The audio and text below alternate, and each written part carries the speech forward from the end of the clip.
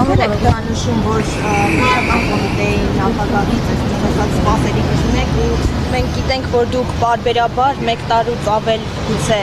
ակցիաներ եք իրականացնում, որոնք այդպես էլ պատասխան չստացան, էլի գրություններ եք փոխանցել։ Հիմա ինչ ակնկալիքով եք անում։ Արդյոք կհեռացնեք։ Ասեմ, ոնց, էդ էլ մնացել պակաս։ Ասեմ, մի տարուց ավել չէ, մենք նախորդ տարի 2025 թվականի մինչև հունիսի 1-ը բանկերում տեղի ունեցած զեղծարության զոհերի իրավունքները կարողացանք մեր պահանջների արդյունքում վերականգնել։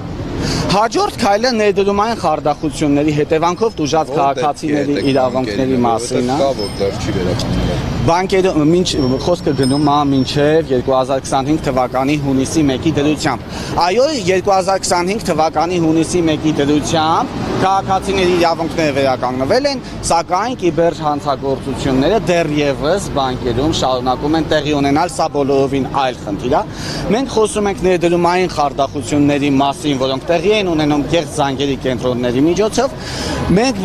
այս պահանջները հնչեցրել ենք քննչական կոմիտեին եւ պետական բոլոր մարմիններին այն նպատակով, որովհետև մի տեսակի կիբերհանցագործությունից տուժած քաղաքացին փաստորեն պաշտպանվեց բանկում, մեկ այլ տեսակի կիբերհանցագործություններից տուժած քաղաքացիները հրես, խնդրեմ,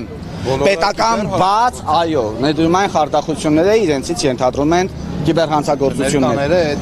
Այո, բոլորը այդ ներկայացուցիչներն են եւ պետության անտարբեր սառը հայացքի ներքո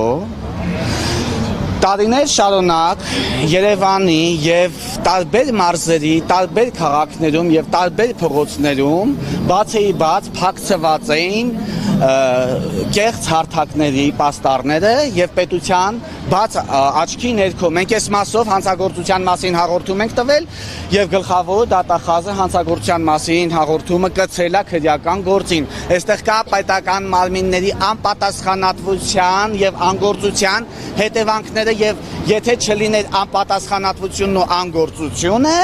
այս քաղաքացիները չէին դառնալու զեղծարության զոհ, ասեմ ինչի, հարցին հեսա հստակ կպատասխանեմ, էլի ասեմ ինչի չէին դառնա զեղծարության զոհ, որովհետև եթե այսօր ես փողոցում ծաղիկ վաճառեմ, կգան ինձնից ՀԴՄ կտրոն կուզեն, գործունեության թույլտվություն եւ այլն, բայց զեղծարած հարթակները գործել են բացեի բաց փողոցներում եւ չեն կանխարգելվել քննչական կոմիտեի կողմից։ Նաեւ մենք հասնում ենք ձեր հարցի պատասխանին։ Հույս ենք տածել, միասին աշխատել ենք, աջակցել ենք քննչական կոմիտեին, ինչով որ կարող ենք։ Ներկայացել ենք պահանջներ, բավականին լուսաբանել ենք նրանց համար իրենց չիմացածը։ Հույս ենք տածել, որ մեր պետական մարմինը կամրապնդենք, բայց այդ հույսերը դառնում են ապարդյուն, որովհետև քննչական կոմիտեի նախագահը կամք չի արտահայտում քաղաքացիների իրավունքների պաշտպանության վերաբերյալ եւ այդ գումարները ուղղակի տանում են պետբյուջե, պետությանը տանելով հանցավոր տիրույթ։ Փաստորեն ստացվում է այնպես, որ պետությունը փուռ է դրել, հա? Թող աշխատում, թող հանցագործություններ լինեն, քաղաքացիները կտուժեն, ոչինչ քաղաքացիներին կասենք բացահայտելը դժվար է, հետո կասենք դրսից է, կասենք էս, կասենք այն, գործ չենք անի եւ պետբյուջե կտանենք գումարներ, վարչապետի մոտ էլ կդառնանք լավամարդ։ Վարչապետի աչքին թոզապչում քննչական կոմիտեի նախագահը։ Զեղծարարության գումարը ոնց է մտնում պետբյուջե։ Նկատի ունեք բանկերի հետ համագործակցություն կա, սխեմա է գործում, ոնց է մտնում։ Տեսեք, ներդրումային խարդախությունները բոլորովին տարբերվում են բանկերում տեղի ունեցած զեղծարարություններից։ Սրանք երկուսն էլ կիբերհանցագործություններ են, բայց տարբեր բնույթի, տարբեր ժանրերի։ Ներդրումային խարդախությունների դեպքում բանկերը որևէ կերպ չեն առնչվում եւ որևէ մասնակցություն չունեն։ Ոնց է պետբյուջե գնում այդ։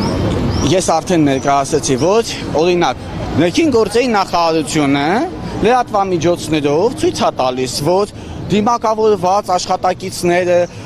դռներ կոտրելով լուսամուտներից հանկարծակի մտան ներս, բռնեցին հանցավոր խմբերին, պարկացրեցին գետին, Նրանց մոտ հայտնաբերեցին 10 միլիոն, 20 միլիոն, 30 միլիոն, 50 միլիոն, 170 միլիոն, 200 միլիոն դրամ հայտնաբերեցին, այս գումարը վերցեցին, հետո երբ որ ներքին գործերի նախարարության տիրույթից, իրավասության տիրույթից դուրս է գալիս գործը, գնում է քննչական կոմիտե,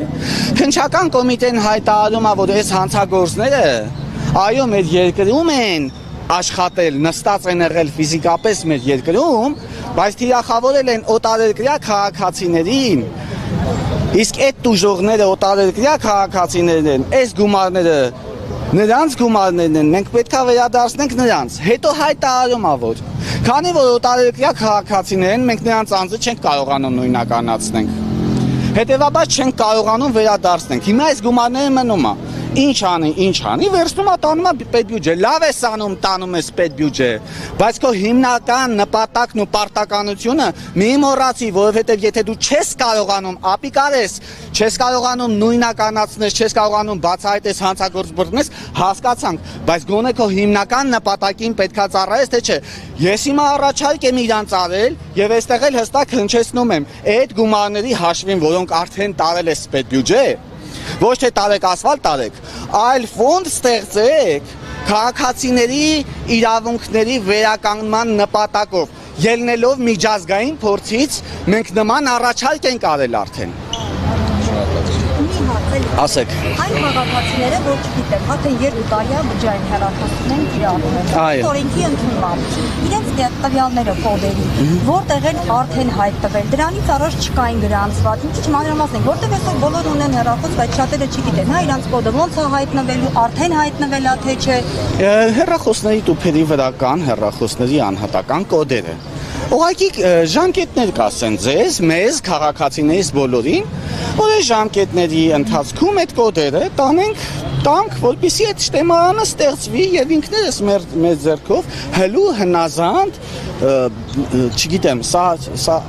ազատությունների, սա իրավունքների նկատմամբ, քաղաքացիների անձնական կյանքի նկատմամբ ես համարում եմ ոտնձգություն։